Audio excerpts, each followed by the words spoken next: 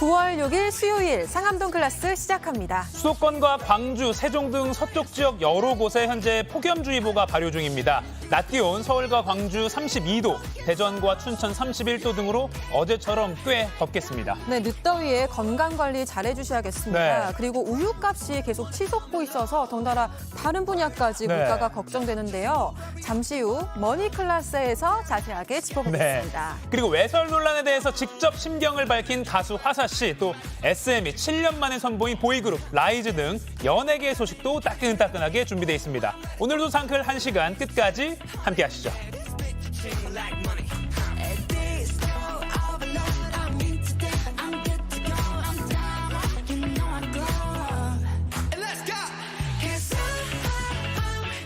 네, 생방송 상암동 클래스 유튜브 JTBC 뉴스 채널이나 네이버 뉴스 페이지에서도 실시간으로 함께 보실 수 있습니다. 하지만 가장 좋은 건 TV로 본방사수하십시오. 도시락 이슈 이재승 기자, 김태인 기자 나왔습니다. 안녕하세요. 네, 안녕하세요. 안녕하세요. 안녕하세요. 화사한 또 핑크. 아, 남자, 네. 핑크. 네. 네, 남자는 뭐 고정관념 방금 큰일 날 남자는 뻔했습니다. 핑크입니다. 네. 네, 남자는 핑크. 네. 네, 바쁜 아침 시사 이슈를 딱 정리해드리겠습니다. 이재승 기자 첫 번째 이슈 뭔가요? 네, 오늘 첫 번째는요.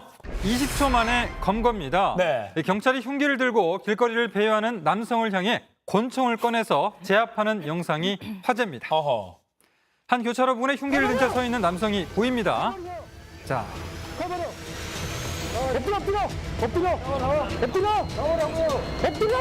오. 네, 결국 권총을 겨누고 엎드리라고 하자 그제야 몸을 낮춥니다. 바닥에 흉기는 발로 차서 멀리 떨어뜨립니다. 굉장히 긴박한 상황이었는데 경찰이 테이저건 대신에 과감하게 권총을 빼들었네요. 네, 지난달 27일에 충북 청주에서 벌어진 일인데요. 퇴근 시간이라 유동 인구가 많아지는 상황에서 인명 피해를 우려한 경찰이 곧바로 권총을 집어들었고 20초 만에 범인을 검거했습니다. 근데 뭔가 권총 집어드니까 20초 만에 해결이 된 건 건지 이게 네. 또 흉기 사건이 참 안타까운데 네. 근데 왜 도대체 흉기를 들고 또 배회를 한 건가요? 네, 이 경찰 조사 결과 40대 A씨는 이날 술을 마시고 생활용품점에서 흉기를 구입한 뒤에 포장지를 뜯어서 거리를 활보한 것으로 전해졌습니다. 예. 자, A씨는 아버지에게 혼나서 자해하기 위해 흉기를 구입했다라고 진술을 했는데요. 경찰은 A씨를 폭력행위처벌법상 우범자 혐의로 입건해서 검찰에 송치했습니다. 네, 지금 영상을 좀 다시 한번 찬찬히 보면 이게 보디캠이라고 하죠. 아마 경찰관 몸에 부착된 카메라 같은데 경찰이 단호하게 뭐 칼 버려라고 아까 외쳤고요. 네. 권총을 빼들었습니다. 지금 보면 자 멀리 이제 그 횡단보도 쪽에 사람들이 많이 오가는 곳이라 좀 위험할 수도 있어요. 네. 네, 그리고 경찰이 칼을 멀리 치워버렸고 다행히 인명피해 없이 마무리가 잘 됐습니다. 아까 김태인 기자 말처럼 권총을 들었기 때문에 20초 만에 이렇게 빨리 시작된 건지 뭐 이렇게 궁금하긴 한데 최근에 무차별 흉기 난동 때문에 국민들의 불안감이 커지니까 일선 경찰들도 좀 이렇게 적극적으로 대응하고 있는 거죠. 네, 그렇습니다. 이 경찰청은 지난달 흉기 난동 같은 강력 범죄가 발생하면 총기, 테이저건 등 정당한 경찰 물리력을 과감하게 사용할 것을 주문을 했습니다. 예. 또 정부는 모든 현장 경찰에게 저위험 권총을 보급한다고 밝혔는데요. 기존 권총에 비해서 더 가볍고 또 격발할 때 반동도 적어서 사용하기가 더 쉽습니다. 네. 발사 시에 허벅지를 기준으로 뼈까지 도달하지 않도록 최대 6cm 정도의 바퀴도로 개발이 됐고요.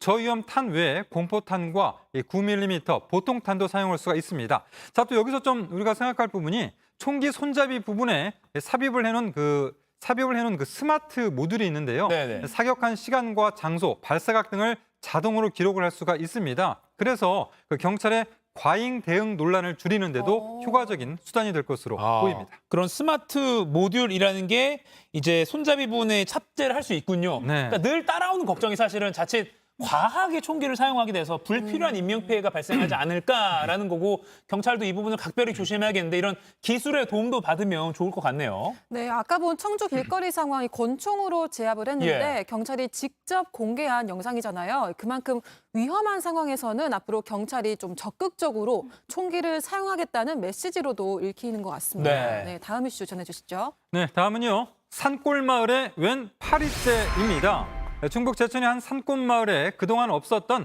파리떼가 들끓고 있습니다. 자, 우선 파리가 얼마나 많은지 저희 취재진이 잡아봤습니다. 예.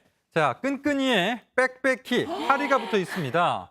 빈 공간이 거의 없는 상태로 접착력이 있는 곳 전체가 자 저렇게 파리가 다닥다닥 네모 반듯하게 붙어 있죠. 단 며칠 만에 벌어진 일인데 취재 차량도 또 촬영 장비에도 이렇게 파리떼가 몰려들면서 정말 보기에도 와. 조금 그렇긴 한데 그만큼 파리떼가 정말 많습니다. 파리가 또 뭐 버글버글하게 와. 지금 막 어머니 얼굴도 막 아이고 나 아침에 나가니까 내한테 다 들어붙어. 근데 어느 날부터 갑자기 파리가 막 생기더라고. 그래서 이게 뭐지? 여기가 반딧불도 있고 그 청정 지역인데 네. 지금 마을 이장님 말씀이 반딧불이가 원래 산다 하고 하셨는데 그러면 진짜로 반딧불이가 정말 산골의 청정 마을에 그렇죠. 살잖아요. 근데 네. 왜 저렇게 갑자기 파리가 많이 몰려든 겁니까? 네, 이 주민들도 처음에는 이유를 몰랐는데요. 이 파리의 흔적을 따라가 보니까 산속 땅을 판 자리에 돼지 분뇨가 산더미처럼 아이고. 쌓여 있었습니다. 이 굴착기는 작업을 멈췄고 또 삽과 장갑도 그대로 놓여 있었는데요. 이 돼지 분뇨가 빗물과 섞이면서 산 아래 마을로 떠내려가는 그런 상황이었습니다. 네, 그러니까 누군가 산속에 분뇨를 버린 뒤에 방치를 했고 이게 파리를 끌어모은 건 네, 그런 이 거죠? 범인은 이제 현장에서 20분쯤 떨어진 곳에서 화물 운송업을 하고 있는 바로 아까 그 분뇨가 버려져 있던 땅 주인 박모 씨였습니다. 예. 자, 비료를 만든다며 관할 지자체엔 분뇨 11톤을 주겠다라고 신고를 했는데 그런데 700톤이나 버렸습니다. 어허. 겨울에 원래는 뭐 밭으로 가야 되는데 눈도 오고 임시로 야적장식으로 쓴 거예요. 너무 양심이 없는 거 아닙니까? 네. 이게 11톤으로 신고해놓고는 700톤이 벌어져 있었다는 거는 그러니까요. 너무 네. 차이가 큰데 이 네. 토양 오염이 정말 심각해졌을 것 같아요. 이와 관련해서는 뭐 단속은 그럼 어떻게 이루어졌나요? 네, 이 분뇨가 지난해 11월부터 버려졌거든요. 해당 지자체는 10달 동안 한 번도 현장에 가보지 않았습니다. 그러다가 민원이 잇따르자 지난달에야 사실을 확인하고 땅 주인을 경찰에 고발을 했습니다. 또 주민들이 중앙정부에도 관련 내용을 신고를 했는데 환경부와 농림축산식품부 이런데 입장은 관리 권한이 없다면서 떠넘기기만 했습니다. 네, 근데 지금 이곳뿐만이 아니라 제주에서도 가축 분뇨로 인해 숲이 크게 망가졌다고. 네, 그렇습니다. 그 제주 모습 한번 우리가 한번 살펴볼 텐데요. 제주도에는 그 숲이 많이 있는데 네. 제주도의 푸른 숲, 그런 숲에 나무가 우거진 한 켠이 뚫린 듯 비어 있었습니다. 예, 예. 그런 제주도의 모습을 한번 가까이 가서 보니까 썩은 물이 고여 있었는데요. 바위 밑이나 근처 하천, 온통 썩은 오물 범벅이었습니다. 한번 들어보시죠. 어떤 색깔이 하세요?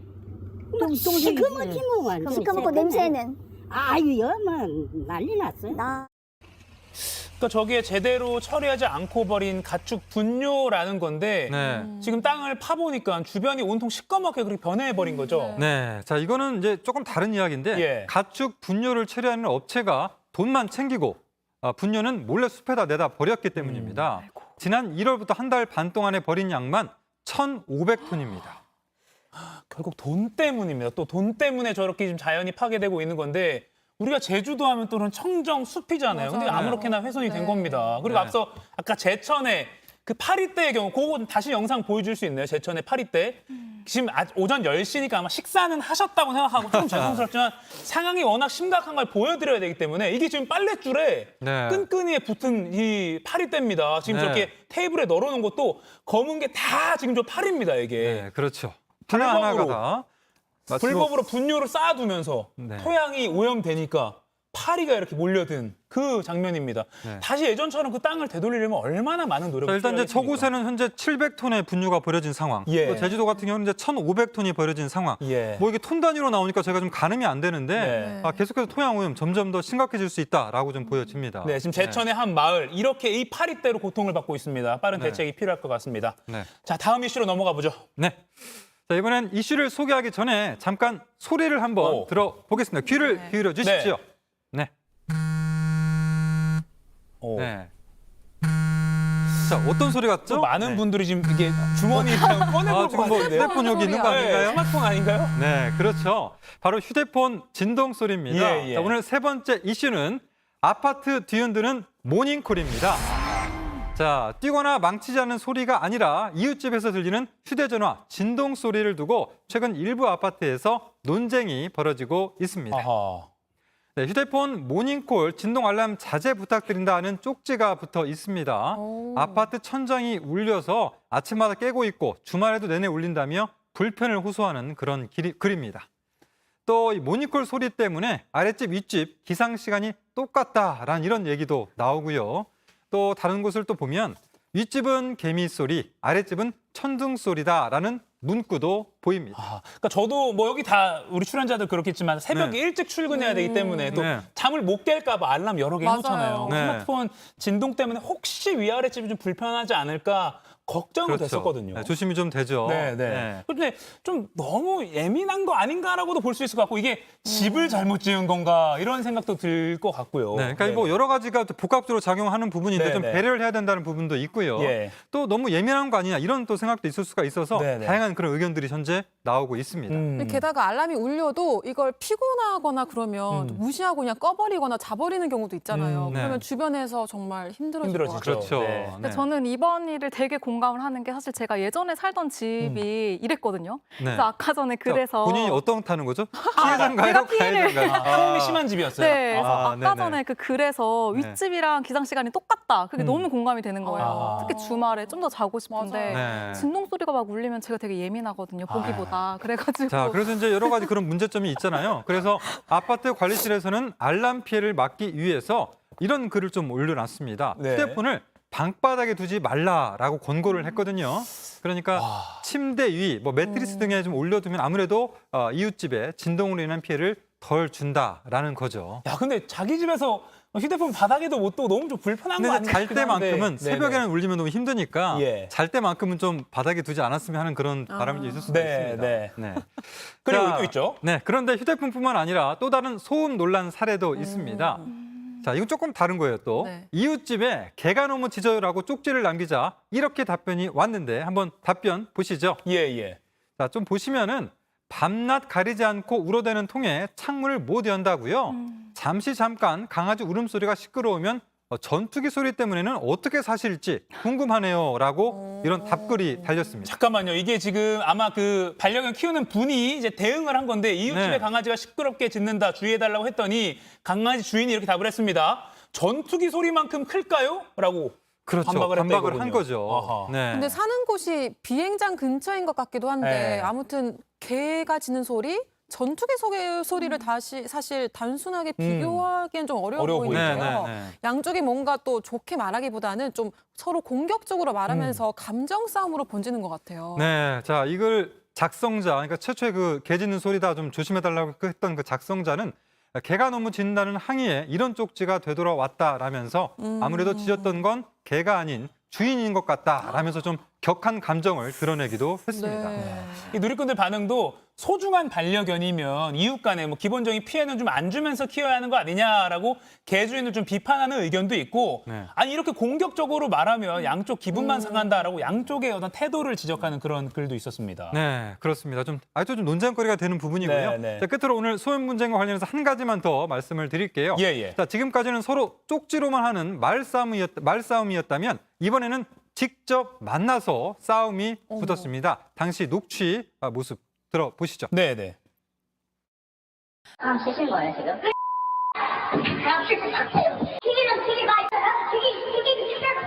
양해를 좀 구하고 싶다라고 말씀을 드렸는데 손으로 제 목을 조르시더라고요. 그래서 맞은편 벽에 부딪혔거든요, 머리를. 네, 자, 몇 달째 계속된 벽간 소음이 문제였습니다. 그런데 예희 씨를 때린 옆집도 그동안 시달려왔다라고 했습니다.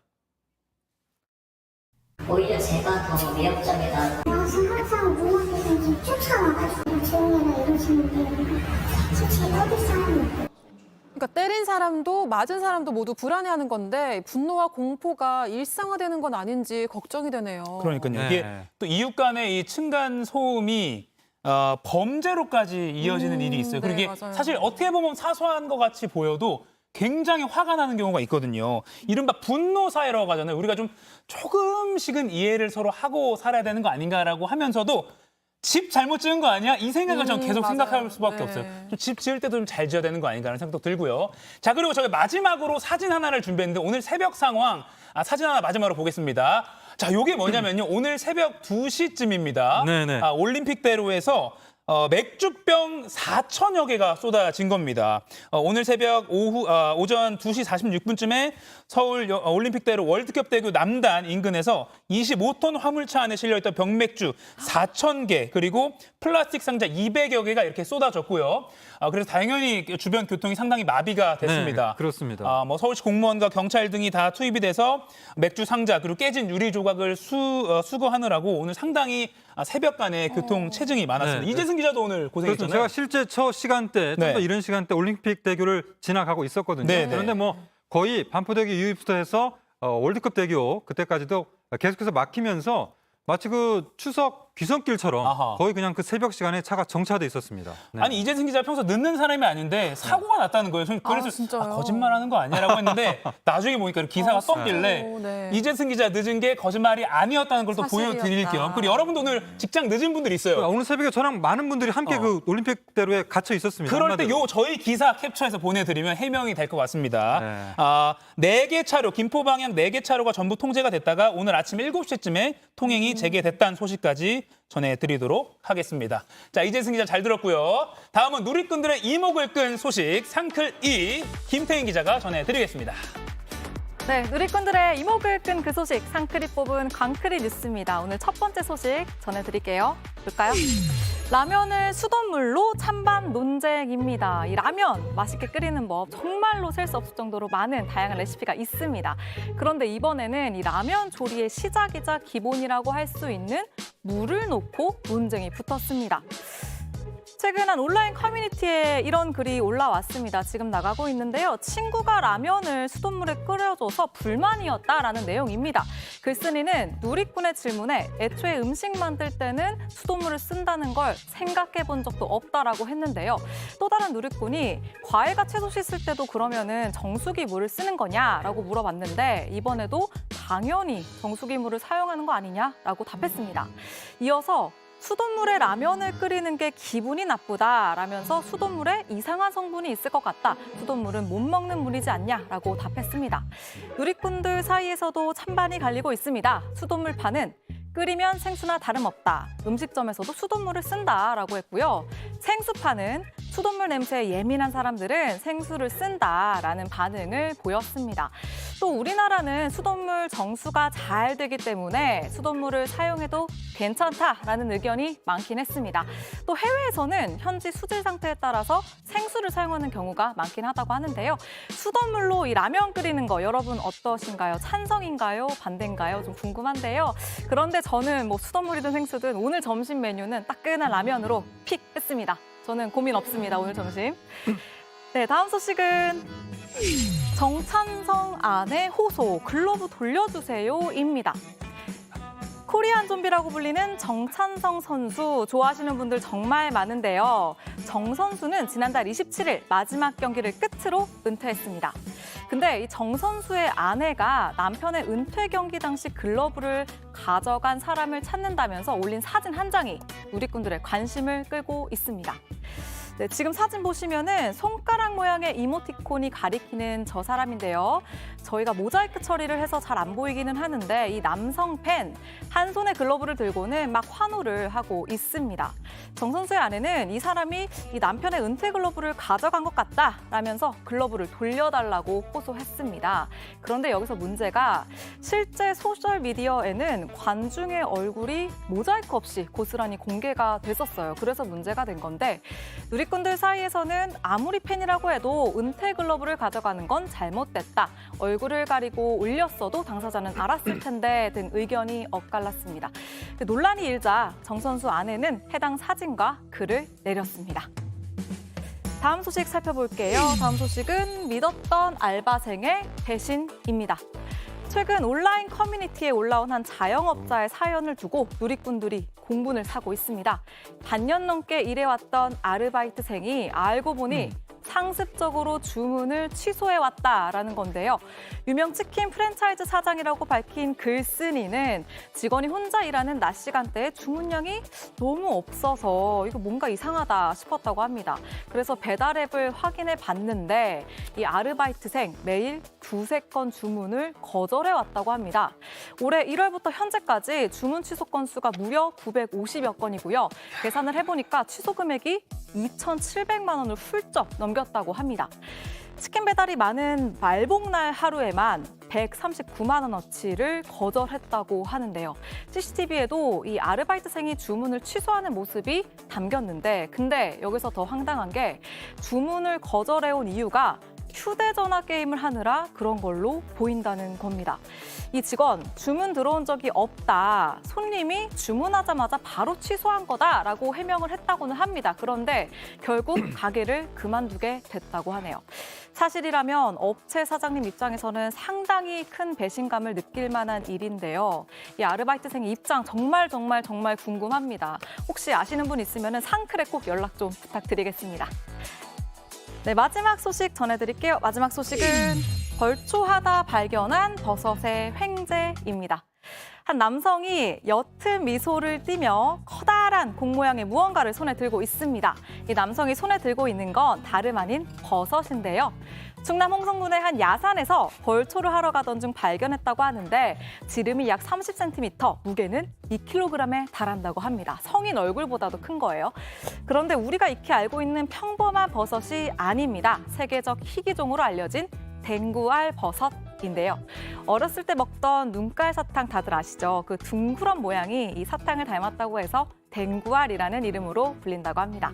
그런데 놀라지 마세요. 이 버섯 크기에 따라서 그 가격이 무려 5천만 원에 달한다고 합니다. 지혈이나 해독에 좋다고도 알려져 있고요. 특히 남성에게 좋다는 말들이 번지면서 고가에 팔리곤 했다는데요. 하지만 워낙 희귀종이라서 정확한 효능은 조금 더 연구가 필요하다고 합니다. 어쨌든 가격만 놓고 보면 거의 뭐 산에서 캔 복권 같은 느낌인데 엄청납니다. 이 남성분 사진을 다시 한번 보니까 옅은 미소가 다 이유가 있었던 것 같습니다. 참 부러운데요. 산에 갈 때 저도 눈을 좀 더 크게 뜨고 특이한 버섯 없나 한번 살펴봐야겠습니다. 누리꾼들의 관심사를 전하는 광크리 뉴스, 황당한 사연 또는 소소하지만 훈훈한 소식까지도 다 전해드리겠습니다. 많은 관심과 제보 부탁드립니다. 하단으로 지금 이메일 주소와 전화번호 나갔습니다. 지금까지 상크리 뽑은 광크리 뉴스였습니다.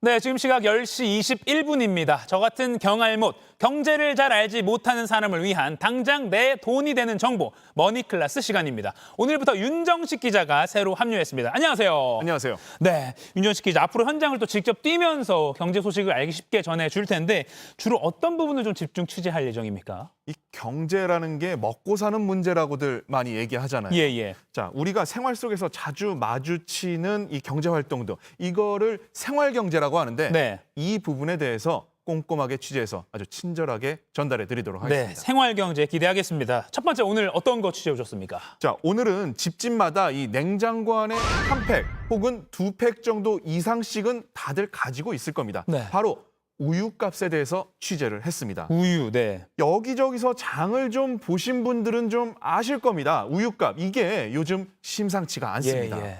이 준비해온 리포트가 있는데 먼저 한번 보실까요? 보고 얘기하죠. 네.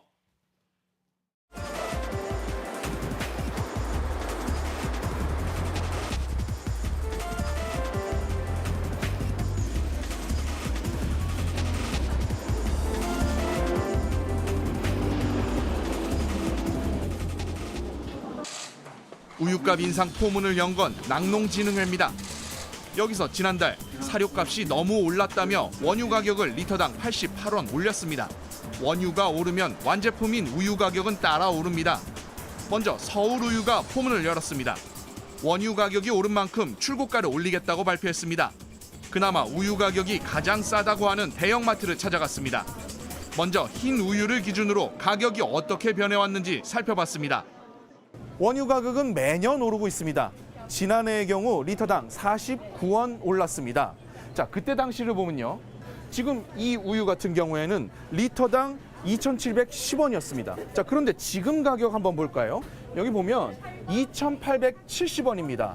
자, 1년 사이에 160원이 올랐던 건데, 자, 그마저도 지금 오는 10월부터는 2,900원대 후반이 된다고 합니다. 2년 사이에 300원 가까이 오르는 거니까 서민들로서는 부담이 될 수밖에 없습니다. 장 보러 온 시민들은 우유를 선뜻 고르지 못합니다. 가장 지금 싼 거 고르신 거예요? 싸거나 이렇게 양 많거나 이런 것들. 또 지금 옛날에 2,000 얼마짜리인데 지금 보세요. 다 4,000, 3,000 막 이러잖아요. 지금은 그런 것들이 없어요. 프렌치 토스트 자주 해 먹는데 이제는 비싸. 너무 우유가 많이 들어가니까 또 우리 서민들 입장에서는 너무 비싸요. 저희가 외식은 저희가 줄이면 되는 건데 이런 우유 같은 거는 거의 매일 먹어야 되는 거거든요. 근데 뭐 10원, 20원도 아니고 몇백 원씩 이렇게 오르니까 너무 비싸요. 3,000원 넘어가면 좀 거부 반응이 있겠죠. 서울우유 측은 서민 부담을 감안해 인상폭을 최소화했다고 말합니다. 물가 인상을 자극할 것을 우려해 소비자들의 심리적 마지노선인 3,000원을 넘기지 않았다는 겁니다. 문제는 나머지 우유 업체들입니다. 이 남양유업, 매일유업 같은 회사들은 서울우유만큼 사정이 좋진 않습니다. 그렇다 보니까요, 이 제가 지난해 걸 찾아봤더니 서울우유가 평균 출고가를 6% 올릴 때 매일유업은 9%, 남양유업은 8%를 올릴 수밖에 없었습니다. 이번에는 얼마나 올릴지 물어봤습니다. 인상폭은 아직 결정을 하지 못했어요. 그 인상폭이나 그런 건 회사마다 다르니까요. 출산율도 떨어지고 하니까 그냥 소비가 정체이다 보니까 원유 가격이 계속 인상이 되는데 이에서 제품 가격에 반영 못하니까 이익률도 많이 좀 1% 내외라고. 매일 쉽게 접하고 마시게 되는 우유. 우유값 인상이 밥상 물가를 위협하고 있습니다. 네, 잘 봤습니다. 저도 좀 안타까운 게 저도 아이가 있기 때문에 우유를 한 2팩씩은 항상 좀 채워놔야 되거든요. 그렇죠. 장난이 아닙니다. 근데 아까 화면에 보니까 2,800원대 서울우유가 그랬는데 저희 동네에는 2,800원 넘는 것 같거든요. 가격 맞나요, 이거?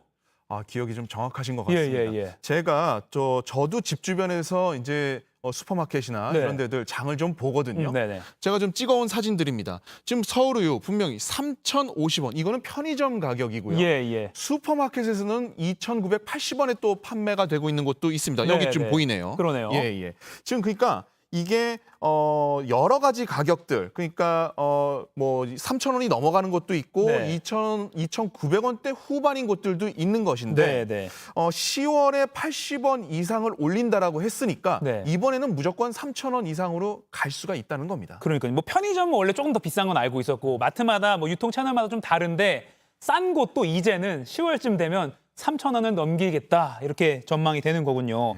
근데 아까 서울우유 측 설명 보면 소비자들의 심리적 마지노선인 3,000원은 안 넘기겠다 이런 취지를 말을 했는데 그럼 서울우유가 결국에는 이제 한 달 뒤면 이 말을 못 지키게 되는 거네요.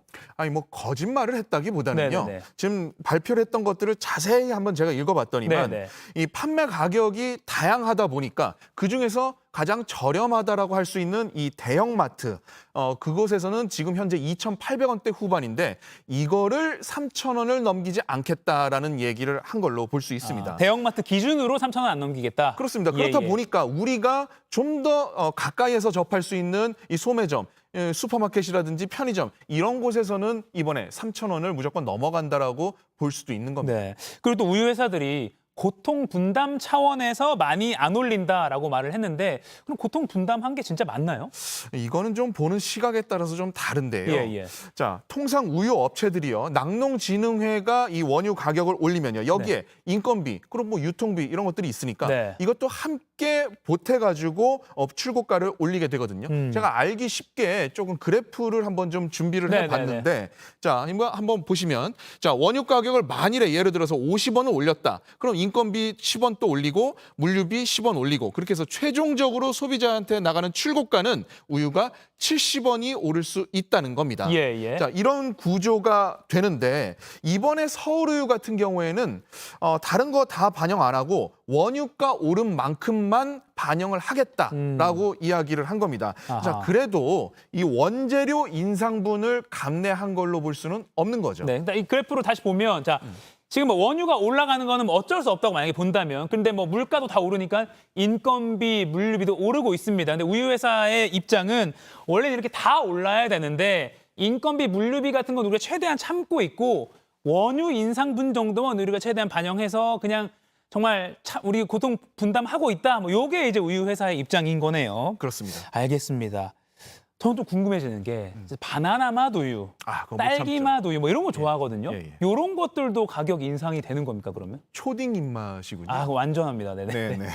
그런 것들을 좀 가공류라고 하는데. 가공류. 예, 그렇습니다. 이거는 아직 얼마만큼 인상을 할지 결정짓지 않았습니다. 네. 자, 근데 벌써부터 걱정되는 게 작년 사례를 보면 좀 이게 심각하거든요. 예. 자, 그래프 한 번만 다시 또 띄워주시죠. 네. 자, 작년 아니라 이제 2010년도서부터 최근에 한 10년 동안의 원유 가격 추이입니다. 네. 자, 900원대 초반에서 계속해서 안정되게 유지가 되고 있다가 2021년 947원, 자, 996원, 자, 올해는 1,000원을 넘긴 겁니다. 예. 자, 그런데 인상 폭을 지금 자세히 보다 보면은 올해가 작년보다도 더 많이 인상이 됐어요. 네. 자, 그런데 작년에 올해보다 조금 인상이 됐었던 그 작년에 네. 자, 이거는 이제 뭐 업계에서 바나나 맛 우유로는 좀 그래도 대표성을 가지니까 제가 이야기를 하자면 빙그레 바나나 맛 우유 네. 있죠. 예, 그게 1,500원에서 200원, 그러니까 13%를 작년에 올렸거든요. 아하. 자, 그러면은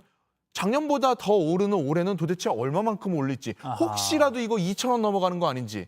자, 그러면 저는 진짜 못 사 먹을 것 같습니다. 초딩 입맛을 포기해야 된 건가요? 그러니까 작년보다 올해 원유 인상폭이 더 큰데도 불구하고 이제 어떻게 될지 지켜봐야 되는 거네요. 작년에 200원이 올랐다, 13%가 올랐다. 그러면 올해는 원유 가격이 더 올랐으니까 13%보다 더 오르는 거 아니냐라는 걱정이 자연스럽게 나올 수밖에 없는 그런 그럴 상황 수 있습니다. 같습니다. 근데 더 큰 문제는요. 네네. 이런 우유 가격 인상이 주변에 있는 식품 가격 인상으로도 번질 수가 있거든요. 주변으로. 이게 바로 밀크플레이션이라는 겁니다. 네. 자, 제가 이것도 현장 취재를 했습니다. 한번 보시죠. 네.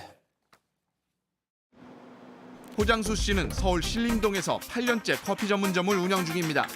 한여름이 지나 가을, 겨울이 되면 가장 인기 있는 메뉴는 라떼류입니다.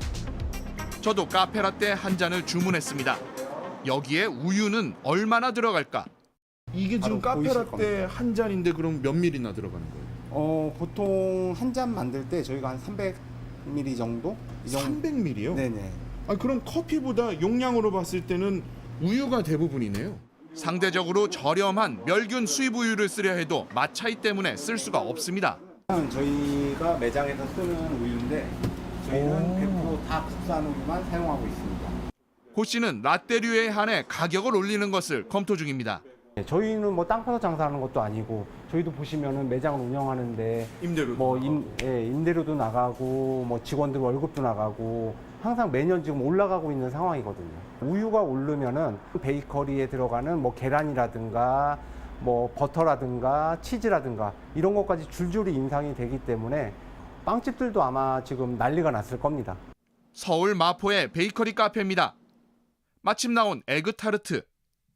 예, 지금 이게 막 다 구워져서 나온 거예요? 네네. 이만큼 굽는데 우유는 얼마나 들어가나요? 한 1리터 안 되게 좀 들어가는 것 같아요. 1리터 안 되게. 네. 그러면은 한 일주일에 우유를 얼마나 쓰시는 거예요? 일주일에 저희가 한 20리터 정도는 쓰는 것 같아요. 20리터. 그럼 단순 계산만 해봐도 한 달에 80리터 사용하시는 건데요? 네네, 맞아요. 그런 셈이죠. 그러면은 만일에 리터당 100원씩만 우유값이 올라가도 네. 그럼 8만 원 정도 더 드신다는 건데 부담은 안 되세요? 사실 전기료도 많이 올랐다고는 하는데 그거보다 원재료인 우유가 좀 더 많이 올라가지고 더 많이 부담스러운 것 같아요. 이미 우유 가격이 오르기 전 다른 재료들 가격도 오른 상태입니다. 에그타르트에 들어가는 게 계란이랑 우유랑 생크림 이 세 가지인데 뭐 세 개 다 이제 가격이 너무 올라가지고 계속 만들어야 될지 말아야 될지 또 고민도 많이 돼요. 우유 가격이 오르면서 다른 가공식품 가격도 덩달아 오르는 밀크플레이션은 이미 시작됐습니다.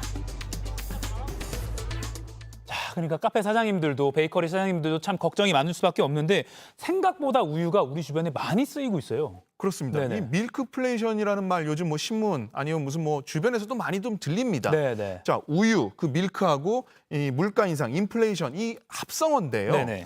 자, 이 우유는 그 자체로도 제가 많이 먹지만은 다른 식품의 재료로도 많이 사용이 되고 있습니다. 네. 자, 그래서 우유값이 오르면 다른 음식 가격이 함께 꿈틀거린다라는 말이 여기서 나오는 건데 네. 방금 제가 리포트에서 소개했던 커피, 빵 이것들 말고도요. 아이스크림, 버터, 과자, 치즈, 생크림 이런 곳에도 다 우유가 들어가게 돼 있습니다. 그러니까요. 안 들어가서는 만들지를 못합니다.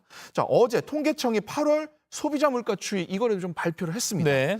자, 1년 전에 비해서 전체적으로 봤을 때는 3.4% 올랐다라고 얘기가 나옵니다. 네. 자, 그런데 우유 부문을 또 따로 떼서 보면요. 9.4%가 올랐고요. 예. 빵이 5.9%, 아이스크림은요. 14.3%가 올랐습니다. 아하. 자, 이렇게 평균치를 크게 웃돌았었습니다. 그러니까 밀크플레이션이 우려된다는 수준이 아니라 지금 밀크플레이션 진행 중인 거네요. 맞습니다. 예, 예. 이게 지난해에도 사실 밀크플레이션이 있었죠. 지난해 우유값이요. 약 6에서 9%가 올랐었는데 네. 한국소비자단체 협의회 조사를 한번 찾아봤더니 네네. 이때 아이스크림 같은 경우에 12.2% 그리고 커피 믹스 같은 경우에는 20%가 넘게 올랐습니다. 아하. 커피는 그 뭐 원두 이런 영향을 받는 거 아닌가요? 좀 예리하시네요. 예. 이 원두도 좀 올랐지만은 예. 여기에 흔히 우리가 프림이라고 말하잖아요. 예. 자, 우유 단백질 카제인이라는 게 들어갑니다. 자, 그게 올라갔기 때문에 원두도 또 우유도 같이 올라갔기 때문에 네. 더블 상승이 된 거죠. 믹스 커피도 우유 가격 상승에 영향을 받는다. 이것저것 다 오르는데 뭐 대책이 좀 있을까 싶습니다. 이게 우리 우유 같은 경우에 사실 이 다른 나라보다 조금 예. 비쌉니다. 비싸요. 외국에서 아마 좀 이걸 구매를 해보셨던 분들은 좀 느끼고 있으실 겁니다. 네. 제가 가장 쉽게 미국하고 한번 비교를 해봤거든요. 캘리포니아에 있는 이거 주마다 다르니까 예. 캘리포니아에 있는 월마트라는 곳에서 가장 많이 팔리는 우유입니다. 자, 이 우유인데 그레이트 밸류라고 하는 우유입니다. 자, 이게 이쪽에서는 뭐 갤런당 판매를 하고 뭐 이러다 보니까 이거를 리터로 다시 환산을 해가지고 예. 제가 가격을 봤더니 1리터당 1.78달러가 됐습니다. 네. 이게 요즘 환율 되게 안 좋잖아요. 안 좋은 환율로 계산을 해봐도 지금 원화로 했을 때 리터당 2,360원입니다. 자, 아까 계속해서 2,000원대 후반이었지 않습니까? 약간 뭐 서울을 뭐 3,000원 넘는 곳도 있고요. 그렇죠. 아하. 우리하고 비교를 하면 상당히 좀 저렴한 편입니다. 그러네요. 자, 이게 원가를 놓고 봤을 때 이제 생산, 유통, 소비 이 과정이 이거 뭔가 좀 잘못된 거 아닌가라는 생각이 좀 들기는 합니다. 네. 자, 그 부분에 대해서 원인이 도대체 무엇인지 제가 전문가에게 한번 물어봤습니다. 네. 근본적인 원인은 지금 원유가 연동제라고 생각을 합니다. 생산비를 반영해서 원유 가격을 인상해 주니까요. 제도가 잘못됐기 때문에 농가들 같은 경우에는 사실 생산 비용을 절감할 노력을 할 필요가 없는 상황인 거죠. 국내 낙농가를 보호하겠다는 원래 제도 도입 취지도 살리지 못하고 있거든요. 왜냐면 원유 가격이 꾸준히 상승을 하니까 가공용 원유 같은 경우는 더 값싼 수입용 원유를 사용하기 시작했죠. 국내 식품업체들에서. 신용료 자금률이 점점 떨어지고 있어요. 네, 참 복잡한 문제이긴 한데 그래도 이게 오르는 가격을 가만히 둘 수는 없으니까 좀 가격을 안정화할 수 있는 방안을 구체적으로 강구를 해봐야 될 것 같습니다. 자, 마치기 전에 오늘도 저희가 본방사수하고 있는 상크리 여러분들 위해서 2분 뽑아서 영어 예매권 2매씩 드리는 퀴즈 준비했습니다. 자, 우유와 물가 인상의 합성어입니다. 우유 가격이 오르면서 빵이나 아이스크림 같은 다른 제품까지 덩달아 가격이 오르는 이 현상을 뭐라고 할까요? 1번 슈거플레이션, 2번 밀크플레이션, 3번 슈링크플레이션. 자, 이 중에 정답을 골라서요. 지금 상암동 클래스가 방송되고 있는 JTBC 뉴스 유튜브로 들어오셔서 실시간 댓글창에 남겨주시면 2분을 뽑아서 방송 말미에 저희가 발표해 드리도록 하겠습니다. 자, 오늘 우유값 인상 이야기 머니클래스 윤정식 기자와 함께했습니다. 고맙습니다. 예. 지구촌에서 화제가 된 소식들을 알아보는 월드클래스입니다. 기습폭우로 행사장 전체가 진흙탕으로 변한 미국 네바다주 버닝맨 축제 현장에서 참가자 고립소동에 이어 이번에는 예상하지 못한 생명체의 움직임이 포착돼 화제가 되고 있습니다. 당국의 차량 통행 금지령이 해제되자 질척한 사막에 발이 묶여있던 축제 참가자 7만여 명의 탈출 행렬이 줄을 잇고 있는데요. 그런데 이 아수라장 속에서 벌레같이 꿈틀거리며 헤엄치는 뭔가가 남아있는 참가자들의 눈길을 끌었습니다. 바닥에 고인 얕은 물에서 공식 학명이 긴 꼬리 투구새우인 이른바 요정새우가 부화한 건데요.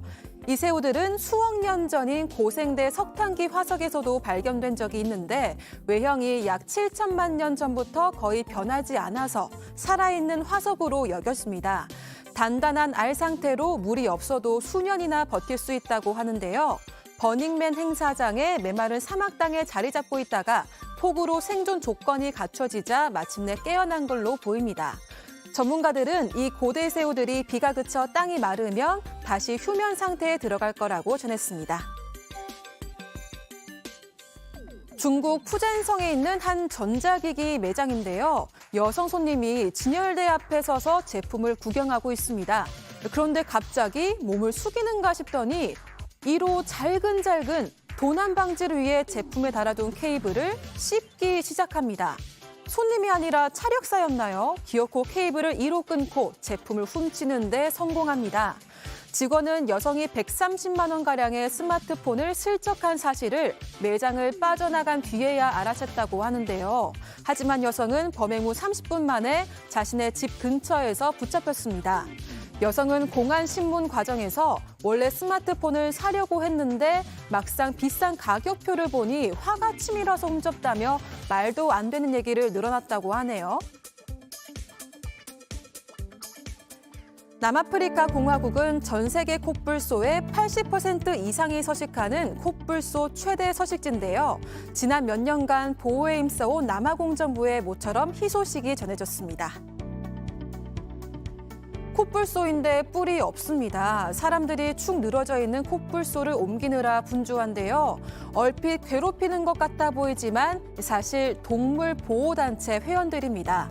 최근 남아프리카 공화국 노스웨스트주에 위치한 세계 최대 콧불소 농장을 인수했다고 하는데요. 여의도 면적의 약 27배에 달하는 대규모로 흰 콧불소 2,000마리를 키우던 곳입니다. 30년이나 운영하다가 재정난에 경매 매물로 나왔는데요. 남아공정부의 지원으로 이 농장을 인수한 동물보호단체 측은 콧불소들을 안전하게 잘 관리하다가 향후 10년 안에 야생으로 돌려보내는 게 최종 목표라고 합니다. 콧불소는 아시아 지역에서 뿔이 약용으로 쓰이면서 무분별한 밀렵 대상이 됐는데요. 현재 세계에 남아있는 야생 콧불소 수는 2만 마리가 채 안 되는 걸로 알려졌습니다. 지금까지 월드클래스였고요. 계속해서 상클라이프가 이어집니다. 오랜만에 느껴보는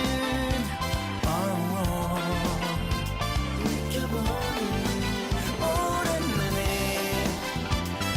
느껴보는 이런 기분 내게 들려오는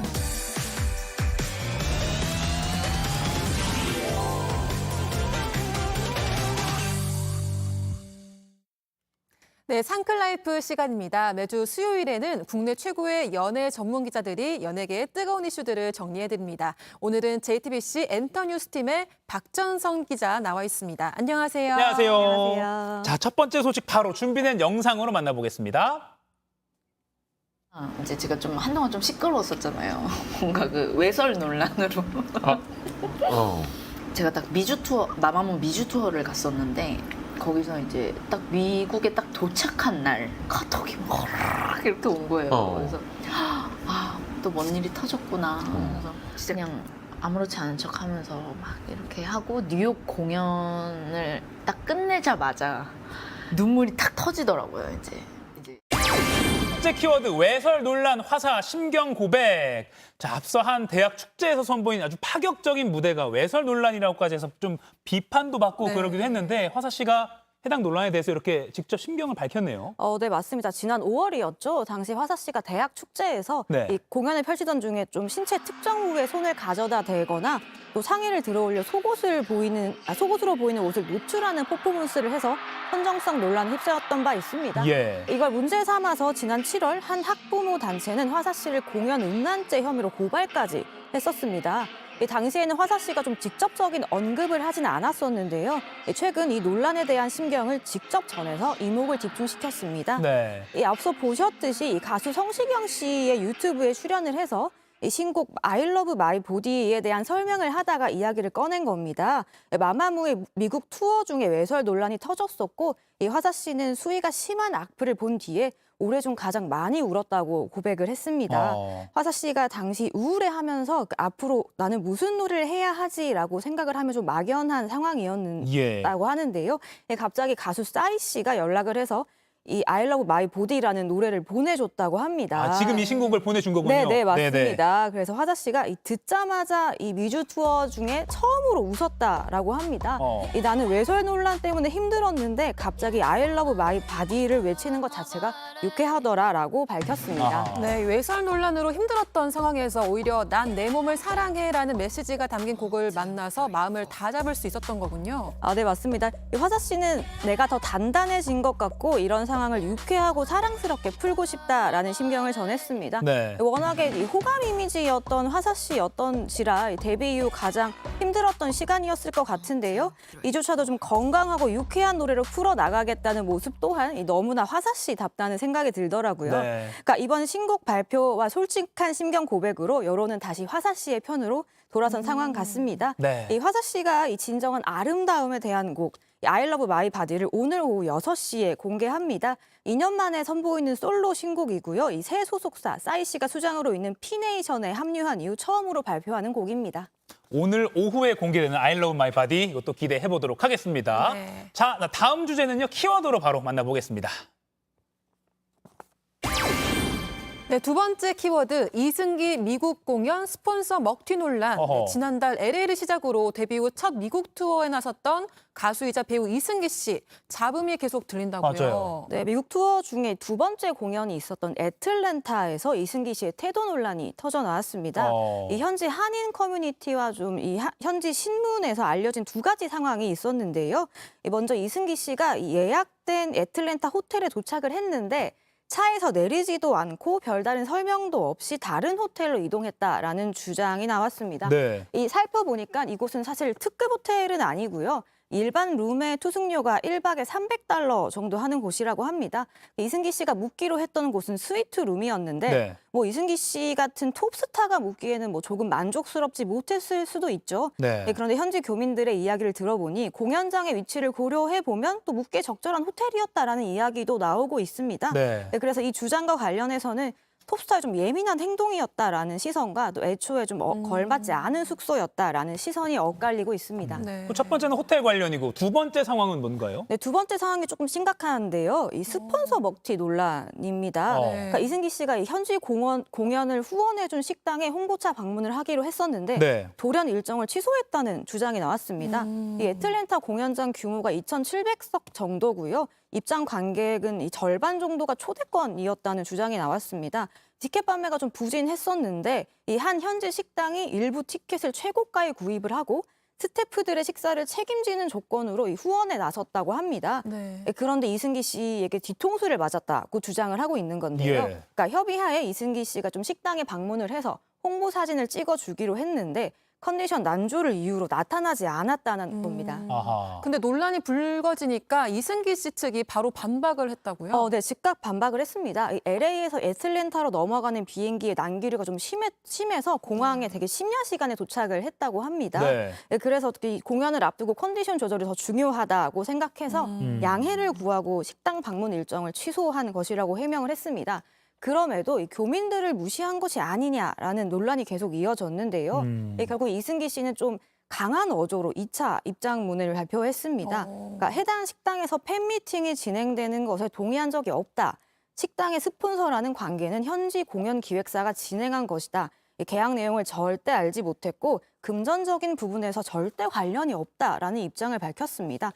그러면서 이 식당에 계셨던 관계자 및 지인 몇몇을 미국에 사는 한인 전체를 대표하는 교민으로 포장하여 악의적으로 아티스트를 흠집 내려는 것에 유감을 표한다라고 했습니다. 그러니까 몇몇의 주장을 사실처럼 뭐 호도하지 말라 이런 주장으로 보이네요. 네, 맞습니다. 그 악의적인 흠집내기라는 그런 입장인데 우리 박전성 기자가 보기에는 왜 좀 이런 논란이 좀 불거진 것 같나요? 제가 볼 때 전체적으로 그러니까 식당 스폰과 팬미팅에 관련해서 네. 문서화된 계약서가 오가지는 않은 것 같습니다. 네, 현지 기획사는 아마 관례대로 구두로 합의를 한 것 같고요. 네. 이승기 씨 측은 문서화된 계약서가 없기 때문에 이 논란이 더욱 억울하다는 입장입니다.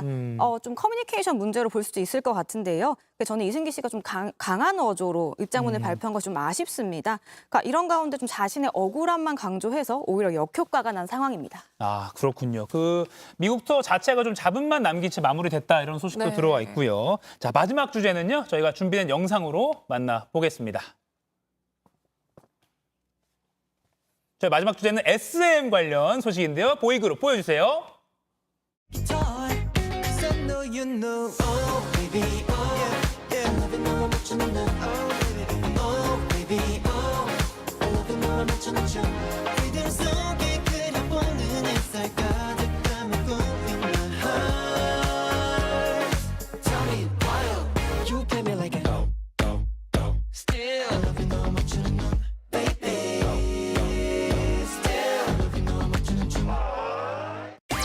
마지막 키워드 대형 기획사 신인 보이그룹 대격돌. 와, 노래 벌써 중독성 있고 네, 좀 정말 대박 좋아요. 예감이 듭니다. 대박일 것 같습니다. 네. SM엔터에서 7년 만에 선보이는 보이그룹입니다. 7인조 신인 그룹 라이즈인데요. 라이즈. 네, 저희가 라이즈. 전에 한번 또 소개를 드린 적이 있었죠. 윤상 씨 아들이 멤버로 네, 있는 거죠? 맞습니다. 네네. 맞습니다. 결국 지난 4일 쇼케이스에서 타이틀곡 궤덕기타를 공개하며 정식 데뷔를 하게 됐습니다. 네. 이 라이즈는 함께 성장하고 꿈을 실현해 나아간다라는 의미의 팀명처럼 이 팬들과 함께 꾸준히 성장하는 모습을 보이겠다는 데뷔 소감을 밝혔습니다. 라이즈를 좀 주목해야 될 점이요. 네. 이 기존에 SM이 론칭했던 신인들과는 다른 특징을 보여주고 있습니다. 기존의 SM 신인이라고 하면 좀 신비주의고, 그다음에 세계관이 좀 탄탄하고 강렬한 퍼포먼스를 내세운 컨셉추얼한 모습을 보여줬는데요. 네. 라이즈는 대중성에 초점을 맞췄다고 합니다. 그래서 세계관을 물어봤더니 리얼타임 세계관이라고 이야기를 하더라고요. 네. 데뷔 전부터 이 SNS를 통해서 일상을 공유하거나 연습 영상 등을 공개하면서 이 팬들과 함께 이 성장을 지켜보고 응원한다는 전략입니다. 이런 전략이 적중한 것 같아요. 벌써 신인 그룹답지 않은 대단한 성과들을 보여주고 있다고요. 데뷔 전부터 들썩들썩했습니다. 일단 정식 데뷔 전부터 이 패션, 뷰티, 식음료, 면세점 등 정말 다양한 분야의 브랜드에서 광고 러브콜이 쇄도했다고 합니다. 또한 앨범 선주문량이 데뷔 하루 전인 3일 기준 103만 장을 돌파했습니다. 그러니까 데뷔와 동시에 초고속으로 밀리언셀러에 등극을 한 겁니다. 네. 해외 진출도 벌써 추진이 됐는데요. 이 저스틴 팀버레이크가 소속된 북미 3대 레코드사 중 하나죠. 이 소니 뮤직의 RCA 레코드와 레이블 계약을 체결해서 현지에서도 앨범을 발매할 예정이라고 합니다. 네. 여기서 끝이 아니고요. 오는 11월과 12월 이 두 개의 새 싱글 앨범을 발매한다고 합니다. 이 자신들의 다양한 감정을 곡에 담아 표현하는 독자적 장르 이모셔널 팝을 선보일 예정입니다. 유튜브에서 루비님이 귀염귀염하네요라고 평을 해주셨는데 네. 이 라이즈의 대적할 또 다른 대형 기획사의 신인은 누굽니까? SM의 신인이 있다면 하이브의 신인이 또 야, 네네. 출격을 했습니다. 이 래퍼 지코 씨가 제작하고 프로듀싱한 하이브의 신예 그룹이죠. 지난 5월 데뷔한 보이넥스트도어입니다. 라이즈가 지난 4일 데뷔한 당일에 또 새 앨범을 발매를 했었습니다. 이 보이넥스트도어는 팀명이 옆집 소년이라는 의미를 담고 있는데요. 네. 그러니까 일상적 소재와 쉬운 노랫말, 직관적인 퍼포먼스로 공감대를 자극하는 팀입니다. 이번 타이틀곡 제목 아주 심상치 않습니다. 제목이 바로 멋 같아입니다. 멋 같아. 네, 멋 같아입니다. 첫사랑의 끝에서 경험한 굉장히 복잡한 감정을 솔직한 가사로 풀어낸 곡입니다. 멤버들이 직접 작곡 작사에 참여를 하기도 했고요.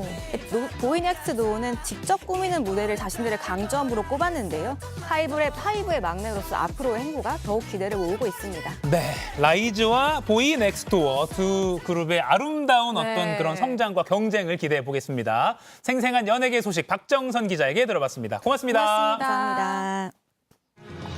네, 오늘 깜짝 퀴즈. 우유값 인상으로 다른 품목까지 물가가 덩달아 오르는 현상. 정답은 2번 밀크플레이션이었습니다. 네, 오늘 당첨되신 두 분 자막으로 나가고 있는데요. 코코 효효님 축하드립니다. 저희 상클 공식 이메일로 선물 받으실 주소 보내주시길 바랍니다. 네, 오늘 또 코코 효효. 아주 네, 귀여운 코코 효효. 아이들입니다. 네. 저희는 내일 아침 10시에 다시 찾아뵙겠습니다. 내일도 상클 하실 거죠? 고맙습니다.